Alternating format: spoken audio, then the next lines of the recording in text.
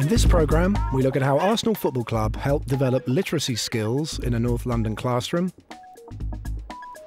And at the Matthew Arnold School in Surrey, we explore how a mentoring scheme and preferred learning style assessments are challenging the gender gap difference at GCSE results. Over the period of time that I've been working on boys' achievement, I identified what I consider to be the main barriers to boys' learning. There's been, you see, a tendency to think, well, it's either the teaching and learning styles or it's the laddish culture. I would say it's both. North London Boys' School St Aloysius has a firm commitment to challenging laddish culture. We in this school, we challenge bad behaviour. When the present headmaster came here 3 years ago, this school was in special measures, and there was a substantial amount of bad behaviour around the corridors, on the playground, occasionally even in classrooms. And the headmaster took that behaviour on. He saw parents, he sent boys home, boys were challenged constantly. Now, 3 years later, that barely happens anymore. Politeness is insisted upon. If a child is rude, he's challenged over it. If a child is naughty, he's excluded or he's included in the learning support centre, or his parents are brought up and they are challenged about it as well. We believe that we're taking young people from often poor, disadvantaged backgrounds and turn them into people who can compete in our society. And to me, it's about equality. We don't accept the fact that in middle-class schools that those children have the skills of politeness, have the social skills in order to do well, but the children from our school can't. So what we're doing in trying to give them social skills and trying to make them behave in a mannerly fashion is actually enabling them to compete with their better off peers in their future. It's not because we are somehow obsessed with good manners, it's because it's about equality. We want our children to do well and to succeed as they get older. So academic performance and positive attitudes go hand in hand. The reason that Matthew Arnold is so committed to raising boys' achievement in particular is because there's about a 9% gap between what boys are achieving and girls are achieving at GCSE. My mum said the breakthrough programme's sexist because girls should be able to get it as well, because there's girls underachieving as well. I think that a number of our girls are disadvantaged because of boys, to be honest, not just of boys, but disadvantaged by boys that don't want to work. I believe that if we're actually looking at the way in which boys behave, their attitude, we're going to have an impact on their performance. But more significantly, perhaps, for many, is that we're also going to have an impact on girls too, because it tends to be, in many classrooms, shall we say, not all, the boys that are demanding most of the teachers' attention, taking up a lot of their time, and behaving in ways that are detrimental to their own learning, but not only to their own learning, but also to the learning of others.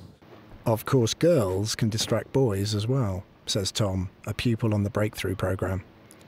And there's this girl at the weekend. And then, I don't do this. I've completely gone nuts about her already. And I've met her once. This is going to sound so cliched, but she's too cool for me. She actually is. I'm way in over my head. Somewhere up there, probably. Out of my league completely. I think it's difficult as a teacher, aside from me at the moment, to sometimes see the boys behind the boys. I'd like every single member of staff in this school to see every boy as an individual. As part of discovering the individual, Matthew Arnold are developing a mentoring scheme for the cohort of boys involved with their Raising Achievement programme. This process involves undertaking a multiple intelligence profile to assess their preferred learning styles. You tell me something about you, because normally I see you in the science setting in the classroom. So just tell me a little bit about you, yourself and your interests. And where do I start? My main interest what is sparks you in life? What brings you to life? The band, yes. Band, music, mostly my music and art. If you wanted to use multiple intelligences for mentoring, then there's a couple of ways that it can be very valuable. The first is that a multiple intelligence profile established early on actually accelerates your knowledge of somebody. The second way is that it's a map for progress. Boys can be thought of as having slightly different brain wiring to girls. Boys at secondary school are generally doers and talkers, and girls at secondary school are generally sitters and writers and listeners. I like English, but I'm not very good at it. That's why I don't like it. I don't really like essays. They write 2 or 3 lines and they say write an essay on that. I just can't work it out. One of the things about multiple intelligences theory is that it defines what you're good at. Now, the education system is largely geared to you express what you know through the linguistic intelligence, either by writing it or speaking it. But the theory of multiple intelligences would imply that there are alternate and equally valuable ways of showing what you know. Which subject do you struggle with the most? English. English. And what kind of reasons do you think that might be? Because you need to kind of think about ideas to develop. Can't write essays. Okay. And they give you like 3 lines of work and I can't do it. I just can't. As part of assessing appropriate learning styles, the mentoring sessions are used to discuss a boy's personal barriers to higher achievement and how they might be overcome. For Nathan, his ICT teacher Simon Whittington suggests using mind mapping to help him write his essays. Do you know that? Oh, no, I didn't know that. You know when you do your export to HTML? All right, yeah. You can export to Word. Oh, that's good. The multiple intelligence profiles appear to suggest that many boys showing low attainment levels in the core subjects often demonstrate a high kinesthetic intelligence. Bodily kinesthetic intelligence is to do with your ability to control things with your body and also to control your body itself. If you're going to use that for learning, then you'll want things to handle and touch, and you'll want the opportunity to move your body. Quite often, that's something that's denied to us when we're in lessons. This preference for practical rather than theoretical work often makes PE a firm favourite. Science, though, could also be more physically engaging, suggests Scott, who shows a high bodily kinesthetic intelligence in his MI questionnaire. You know, it is made in PE as far as you're concerned. The connections are there, yeah. Okay. Anything else? In science, I like doing experiments, but we don't do that many. Right. But that's the main thing that I like in science. Yeah. Is there anything in your maths lessons you enjoy? I don't enjoy it. You can be honest. Right. It's not much practical, is it? It's just thinking, using your brain. Yeah, that's right. Meanwhile, Simon demonstrates some mind map software to Nathan, hoping that its visual form will help him structure his essays and develop his linguistic intelligence. Okay, so there it is in Word for you, ready to start working. It's got your mind map there for you. Yeah. And Teams is your first branch with all your sub-branch headings here. Yeah. So then all you simply do is space down. Back at St Aloysius, Danny is welcoming the boys to another day. That's Albanian. That's a hard language to learn, Albanian. Meanwhile, Jerome is undertaking a multiple intelligence evaluation which highlights his strong musical ability. The musical rhythmic intelligence, that's to do with your appreciation of music. It's your ability to think in sounds. It's to do with composing, singing, keeping a rhythm, all sorts of things that are related to the concept of music. When I go to school in the morning, the thing what I look forward to is like English, maths, arts and drum club and music. Let's start again. A little slow, yes? Okay. Here we go. Hold it a little longer. Yes, let's do it. Good. Which hand do you play melody lines with? Left hand or right hand? The whole ethos at St Aloysius is underpinned by a desire to match teaching and learning styles within the context of a spiritual atmosphere. The last Ofsted we had, the Ofsted inspectors highlighted the level of spirituality as being almost the best they'd ever seen. It's hard to define what that means in practice, but I would argue it's in terms of the children are looked after here, they're happy here, they have respect for one another here, and there is the atmosphere where they can learn. It's very difficult to come up with an answer to solve the problems of boys underachieving in the Western world. I would say that all our families share a desire for their children to do well. Not all of them have the wherewithal or the ability in order to translate that into practice. We have a lot of West African boys here, and they seem to be families who have a tight unit at home, and consequently support for the boys who do very, very well.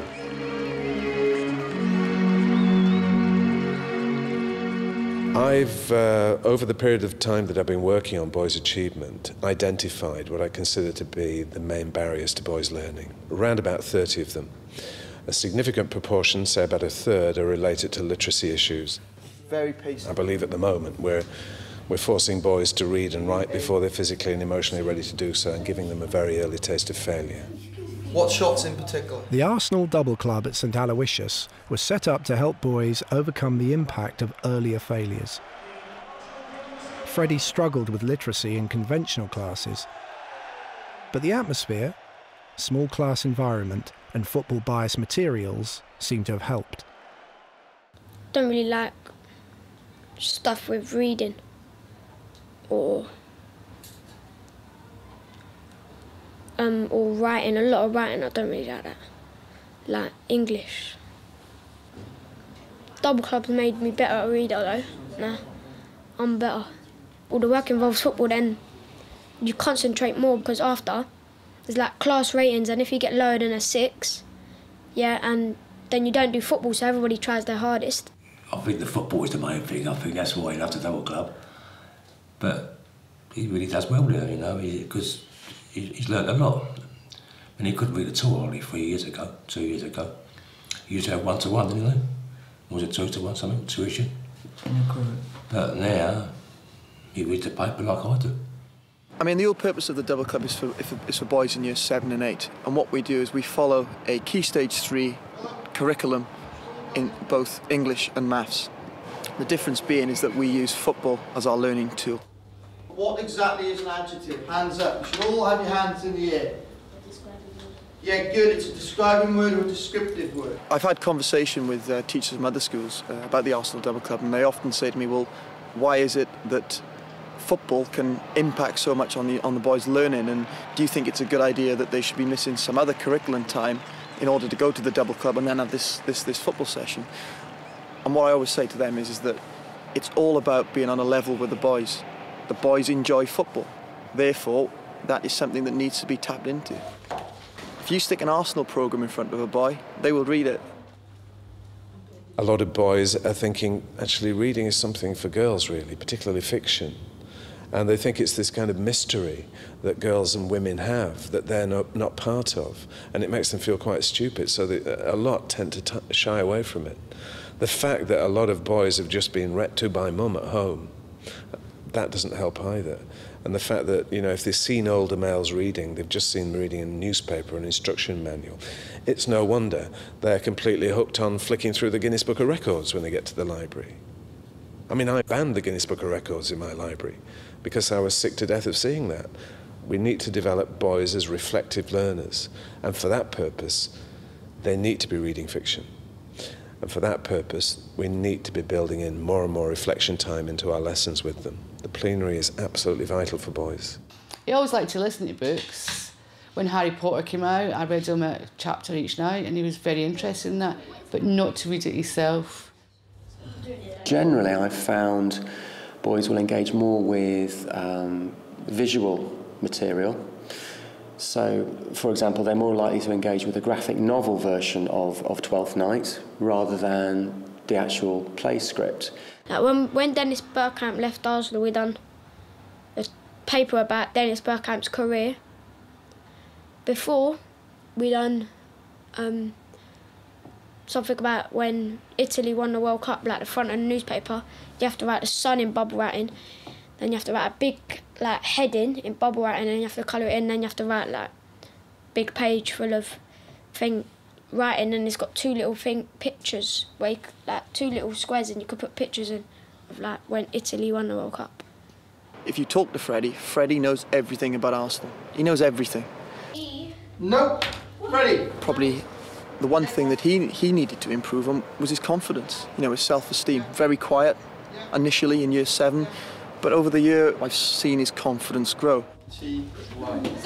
Boys' lack of confidence in literacy is perhaps most evident in many boys' struggle with essay writing and coursework. I think the issue with writing large chunks of work for boys comes down to the boys' fear to fail. Writing a large chunk of writing takes a long time to do.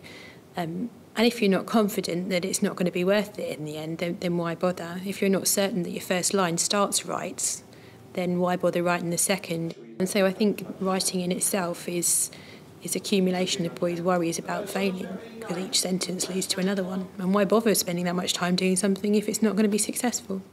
I believe that we are doing too much writing in schools.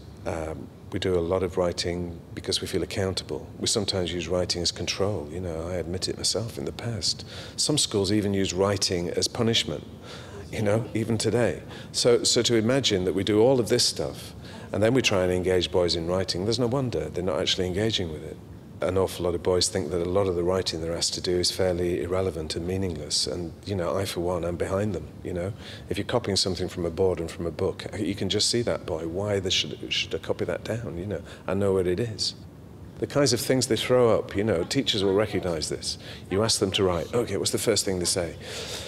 Can I go to the toilet? You know, have you got a pen? How much do we have to write? You know, do we have to write on both sides? Do we have to copy out the question? Do we have to copy it out in neat? You know, all of that stuff. All of the barriers they're throwing up themselves to the writing. There's a history going way, way back in terms of that. Tom's trying to organise himself more efficiently by developing a study plan for his outstanding coursework and forthcoming exams. Trying to work out the study plan. Thought I'd start off by writing down all my subjects, and what I've got to do and when I've got to do it by, so I can see if I can transfer that into a timetable. Have you read that book? Have you read what all the things to research are? They're nothing to do with my final product.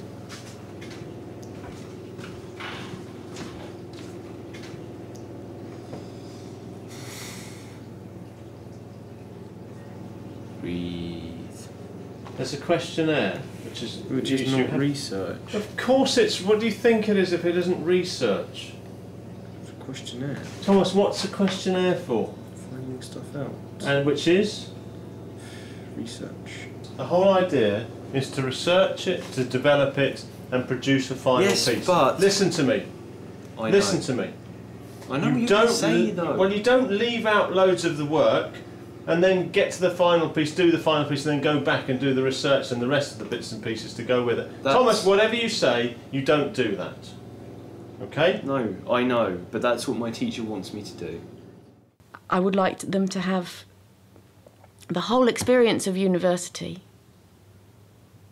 And the benefits. And the benefits of a good education, because they need a good education more these days than we did, I think.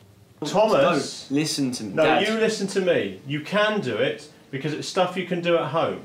But I'm making the final product at the moment in school, so... Thomas, how can you be making the final product when you don't even know what it's supposed to look like because you haven't done the research? I know exactly what I want it to look like. Thomas, you haven't even done the questionnaire on your prototype yet. No, how can you possibly know what your has. final product is going to be? I can see so much of myself in Thomas that I don't want him to make the mistakes that I made, which is probably why I'm so... passionate Well, I about... don't know whether it's passion, but I'm determined to do everything I can to make sure he doesn't underachieve like I think I did when I was at school. Because I was very similar to Thomas, and I think that's why perhaps we clash sometimes. Do you understand what I'm talking about? I know exactly what you're talking about, but we're making the final product in school Thomas, at the moment. Your teacher, if that is the case, has got it completely wrong. The whole idea is to work up to a final product, not do it and work back. And if he's doing that, he's wrong. But he doesn't care whether the work's actually... Thomas, I care. I don't care. It doesn't matter. I'll still get my grade. I don't care what your teacher says in that respect. If he doesn't care that you don't do it properly, I do. If I have to cram it all in before the 27th, I'm not going to get the grade I need. Thomas, I'm not going to. You need to do it to get the grade. No, yeah, I will do it. If I have to cram it in before the 27th, I'm not going to manage to get the grade I want. So what's the significance of the 27th then? It's the date he wants our final book. Thomas, in that case, you've got a lot of work to do before the 27th. Back at St Aloysius College, things are a little less heated. I've been in this school for 20 years and spoke with parents about how they should play a more active role in their children's education. I would say, however, what I've learned is the most important aspect to a child's education is the school. If you can guarantee that you've got a calm, safe learning environment where children want to learn, where teachers can teach, where the children become aspirational, where they can see success taking place from their older peers, that becomes the most important factor in a child's educational performance. The one consistent factor in often quite an inconsistent life is the school. The teachers are always here on time. The teachers are always in the same place during the day.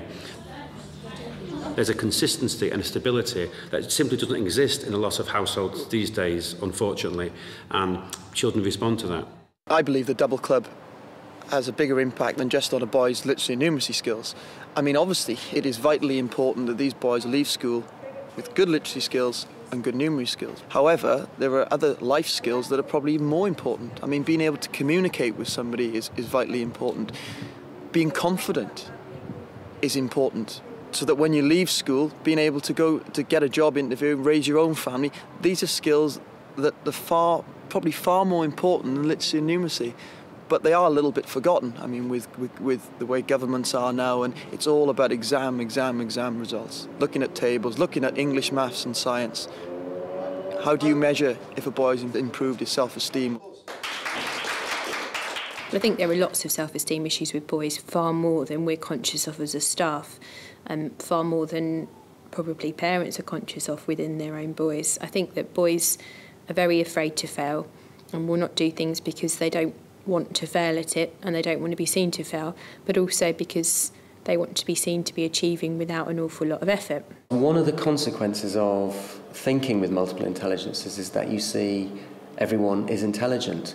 So it's no longer, you guys are intelligent because you've got that score and the rest of us aren't because we didn't quite make the grade. Now everybody can be seen as intelligent because of what they're good at. So you think about self-esteem, nobody's stupid anymore, nobody's thick. We are all actually clever in different ways. They spend a lot of time with one another. Therefore, they feel part of this group, they feel secure, they feel that they can trust, and then what that means is that, for example, standing up in front of a group, they've got enough confidence to do that. Pens are down, and your full attention is given to the person that's talking. We're not reading nothing, we're concentrating on the person that's speaking. And that shows respect for them, and it shows that you're interested. Who wants to volunteer to go first? Good lad. Brave to go first. So, you don't need to clap, okay? Borak's going to come up, he's going to introduce himself, and he's going to talk about the 10 things that he loves about football. And at the end of that, there may be an opportunity for you to answer questions, to ask any questions. And the way we do that is we raise our hand.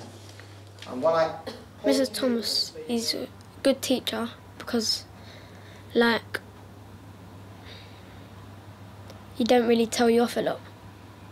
And he's not really strict. And the other good thing is that if you're good, then he'll waste some of his spare time to take to a match. So that's why I like him. What is happening? Even better than that. Arsenal. It is Arsenal v Tottenham, biggest game of the season. Yeah? North London derby.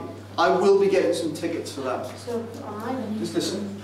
Think about it. The first ever North London derby at the Emirates, yeah? This afternoon I'm going to an Arsenal match in the new Emirates Stadium. It's going to be a brilliant game and I think Arsenal are going to win. As part of the double club, boys are strategically selected for Arsenal match tickets. These motivational rewards also help teachers connect with the boys as individuals. Well, some of the teachers really don't know the difference between one class and the next one student, and the next we're just a bunch of kids sitting in a room. But to some of my teachers, and to my art teacher, she really, really believes in me and what I can do. Boys are the best barometers of good teaching, and if they don't see a sense and purpose in doing something, they're not going to do it. If the teacher looks bored and if they get too frustrated about not much, just rolls it off like, yeah, I do this every single day and I don't want to tell another group of students the same thing, and it doesn't, although, yeah, I can appreciate that that is probably true, but we need to be interested in it, and if she's not, then we can't really be. I think inspired teachers inspire children. Thomas's science teacher was a perfect example of that. He taught them what he had to teach them, and he taught them more besides, and he was very interested in what he taught. That obviously came across in his teaching. And there are other teachers like that in the school. I need to assess your performance though. The challenge for teachers here is to identify what these particular pupils are good at, what they're likely to engage with, and then, you know, without overloading themselves, to find experiences and material, subjects that, you know, are going to stimulate that interest. You can see that it's so easy for boys to go off the rails and to be perceived negatively in society as well for who they are. And when you come to a group of boys that feel that they're proud of what they're doing, that feel that they're achieving, that feel that they're successful and can see somewhere to go afterwards, they can be the light of your day as opposed to the boy that sits in the corner throwing things at someone. They really can be something amazing. My study plan is working. I've achieved something. Maybe. Feels like I have. Feels like I've got some work done. What do you think of the new hairdo?